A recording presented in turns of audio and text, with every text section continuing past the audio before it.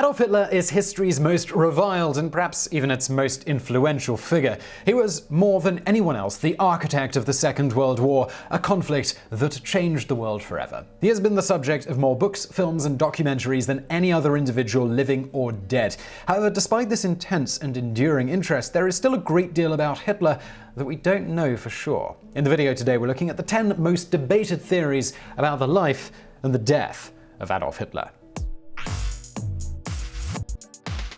Number 10. Was Hitler a brave soldier? In the Second World War, Adolf Hitler was one of the most powerful men in the world, but in World War I, he never rose beyond the rank of corporal. Nonetheless, he served in the Imperial German Army for several years, even being awarded the Iron Cross, one of Imperial Germany's highest medals for valor. While there isn't much good to say about Hitler, history does record that he was a brave soldier who danced with death on a regular basis. This was certainly the version of history put forward by the Nazis, but recent research suggests that his war record may have been vastly inflated.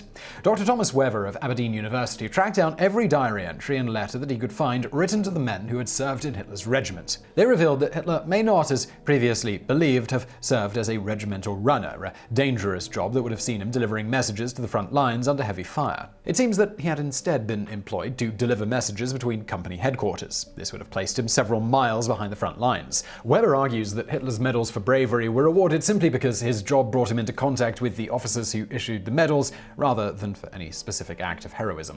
While this might not be enough to completely overturn the general consensus concerning Hitler's military service, it certainly brings it into question. Number 9. Was Hitler partly Jewish? The details of Adolf Hitler's family tree on his mother's side have been established with a good degree of certainty. The same cannot be said for his father. Alois Schicklgruber, who later changed his name to Hitler, was an illegitimate child. Since nobody knew who the young Schicklgruber's father was, that space was simply left blank on his birth certificate. Historians have invested considerable effort in attempting to work out the true identity of Adolf Hitler's paternal grandfather. The mystery has never been solved, but one of the potential candidates put forward was a Jew by the name of Leopold Frankenberger. The suggestion that he might be partly Jewish dogged Hitler throughout his life, but thanks to modern techniques, scientists have been able to provide an answer. Some 39 of Hitler's closest surviving relatives gave their saliva samples in order for their DNA to be tested. The results found a chromosome called E1b1b1, which is very rare amongst Europeans, but it is associated with the Berbers of North Africa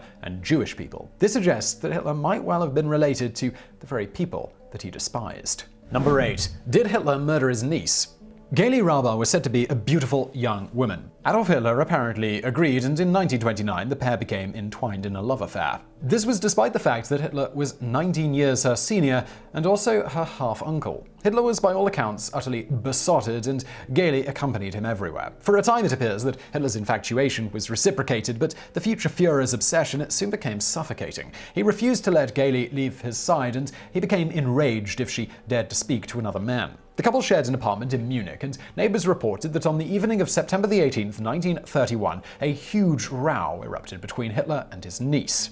The next morning, Gaily was found shot dead with Hitler's revolver at her side. Sections of the press speculated that Gaily had been murdered by her lover in a fit of jealous rage. Unfortunately, the truth will probably never be known. Hitler had not yet seized power, but his connections and influence within Germany, they were considerable. He had a lot of friends in a lot of places. These included the pro-Nazi Minister of Justice for Bavaria, who ensured that Gaily's body was swiftly removed from the country for burial in Austria. Claims that she had suffered a broken nose in addition to the gunshot wounds that claimed her life could no longer be verified one way or the other. Number 7. Was Hitler really blinded by poison gas?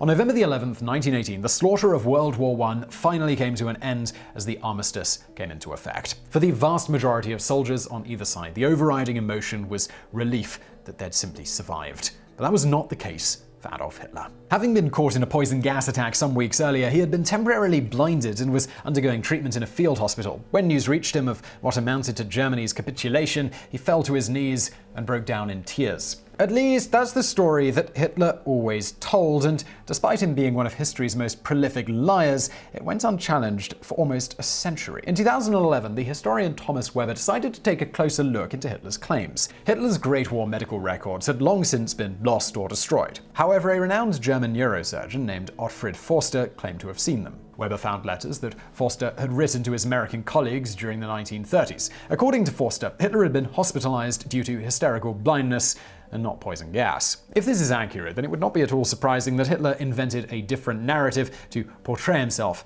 in a more heroic light. Number 6. Did a British soldier spare Hitler's life? Henry Tandy was a war hero, one of the most decorated soldiers in the entire British Army, and perhaps also a man who unwittingly missed an opportunity to prevent the Second World War. Legend has it that Tandy and Hitler met face to face on a World War I battlefield. Tandy allegedly had Germany's future leader at his mercy, but he chose to let him live rather than gun down a defenseless opponent. It's a remarkable story, even more so since its source can be traced back to none other than Adolf Hitler himself. In September of 1938, Britain's Prime Minister Neville Chamberlain flew to Germany in an optimistic but ultimately doomed attempt to secure peace in Europe. While there, he noticed a picture of a British soldier, Henry Tandy, displayed on the wall of Hitler's study. It seemed very odd that an arch-nationalist such as Germany's Führer would choose to display a picture of a British soldier. Hitler explained that he'd noticed Tandy's photograph in the press and recognized him as the man who spared his life during the Great War. It may be that Hitler was mistaken. Perhaps he even invented the story to bolster the myth of himself as a man protected by providence and destiny. However, Tandy confirmed that he had indeed spared the lives of several Germans. It is possible that one of those men was indeed Adolf Hitler.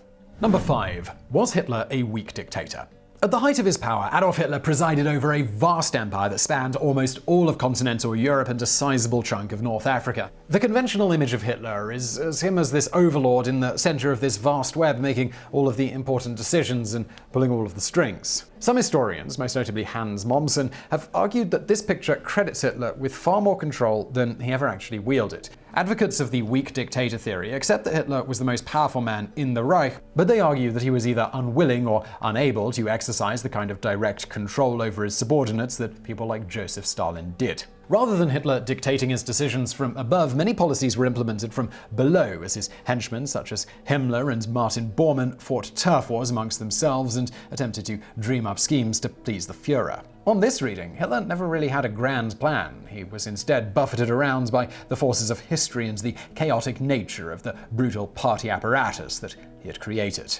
Number 4. Was Hitler obsessed with the occult? Nazis are one of the go-to staples for any fiction writer in need of a baddie. Frequently, as in Raiders of the Lost Ark, those Nazis are attempting to harness some sort of supernatural power. This isn't actually a million miles from reality. Several members of Hitler's inner circle were fascinated by and firmly believed in the power of the supernatural and magic. Heinrich Himmler created a special unit within the SS to collect information on witches and magic, and the German Navy even set up the National Pendulum Institute in Berlin. While the British used sonar to hunt down German U-boats, the Germans attempted to locate British shipping by dangling pendulums over maps of the Atlantic Ocean. The biggest believer in all of this was Rudolf Hess, Hitler's second-in-command, who in 1941 stole a Messerschmitt fighter aircraft, flew to Scotland, and attempted to broker a peace deal between Nazi Germany and the thoroughly bemused British. It seems that Hess's astrologer had convinced him that he was destined to be the man to bring an end to the war. Quite how convinced Hitler was of the existence of supernatural powers is debatable. However, there is no doubt that he often spoke of a force called Providence, which he said was protecting him and guiding his actions. Number 3. Was Hitler suffering from Parkinson's disease? During his rise to power, Hitler proved himself to be an exceptionally shrewd, manipulative, and cunning politician. He later demonstrated these same abilities on the international stage as he routinely outmaneuvered the established statesmen of Europe. As World War II progressed, Hitler's agility of mind abandoned him as his mental and physical health deteriorated rapidly. His decision-making became so poor that the Allies abandoned plans to assassinate him on the grounds that his mistakes were actually helping to shorten the war. By 1945, visitors to Hitler's Berlin bunker were shocked to find that the Führer had become a physical wreck. His left hand shook uncontrollably, and he dragged his leg behind him as he walked. The stress and strain of directing a world war that seemed increasingly certain to lead to his death no doubt played their part in Hitler's dramatic decline, but some neuroscientists believe Hitler was suffering from the degenerative mental and physical impact of Parkinson's disease. Bruno Ganz, an actor who played Hitler in the 2005 film Downfall, was convinced that this was the case, and he attempted to portray this in his performance. Number 2. Was Hitler a junkie? Adolf Hitler didn't smoke, didn't touch alcohol, and did not eat meat. He reportedly even abstained from coffee. Nazi propaganda portrayed him as having dedicated his entire life to the service of Germany. He neither had the time nor the inclination to pursue earthly pleasures. The reality, which has only recently begun to emerge, was that Hitler spent much of the war doped up on a terrifying cocktail of drugs. Hitler's slide into addiction, it began when he fell ill in 1941, and his personal physician, Theodor Morell, treated him with a course of injections of methamphetamine. Hitler, not surprisingly, found that this perked him up no end. Morell soon became indispensable to Germany's leader. He would accompany Hitler everywhere he went to administer opiates to help the Führer sleep and cocaine to pep him up before important meetings. While Hitler didn't see himself as a junkie, he needed drugs in order to function and was almost certainly severely addicted. In early 1945, the factories that produced the drugs he relied on were destroyed by Allied bombers, cutting off much of his supply. Hitler was forced to go cold turkey, and some historians have speculated that it may have been this, and not Parkinson's disease, that accounted for his mental and physical deterioration as the war in Europe approached its end. Number 1. Did Hitler survive the war? Of all the theories swirling around Adolf Hitler, perhaps the most infamous and the most persistent is that he may have somehow survived the destruction of his murderous Third Reich. We know with a good degree of certainty that Hitler was still in Berlin on his birthday, that's April the 20th, 1945. That was just 2 weeks before the city fell. However, Berlin was ultimately captured by the Soviets, and Stalin's secret police prevented even Georgy Zhukov, the senior Soviet commander of the entire Eastern Front, from inspecting Hitler's bunker beneath the Reich Chancellery. By the time the Americans and British were finally allowed access, Hitler, whether alive or dead, he was long gone. With the lack of any physical remains to examine, the FBI and CIA initially remained open to the possibility that Hitler may have escaped. And this was by no means implausible. Even in the final months of the war, Hitler still had the ability to call on immense resources if he wanted to flee. However, the weight of evidence indicates that this was most likely not the case. Dozens of mutually corroborating eyewitness accounts place Hitler in Berlin as the Soviet Red Army closed in around his bunker. The U-boat in which he was rumored to have escaped was recently found wrecked in the North Sea between Denmark and Norway. And in 2018, the Russian National Archives allowed experts to study a set of teeth said to belong to Hitler. A team of French pathologists compared them with X-rays taken of Hitler's teeth in 1944 and found that they were an exact match. Most World War II historians believe that Adolf Hitler committed suicide amidst the ruins of his shattered Reich in April of 1945. But rumors that he escaped to South America or even to Antarctica, well, they don't easily die. So I really hope you found that video interesting. If you did, please do give us a thumbs up below. Don't forget to subscribe. We've got brand new videos just like this every day of the week. So subscribe and you'll find out all about those. And why not check out another channel I do called Today I Found Out. Also daily videos, slightly different format to this, but if you like this, you probably like that. Link below. And as always, thank you for watching.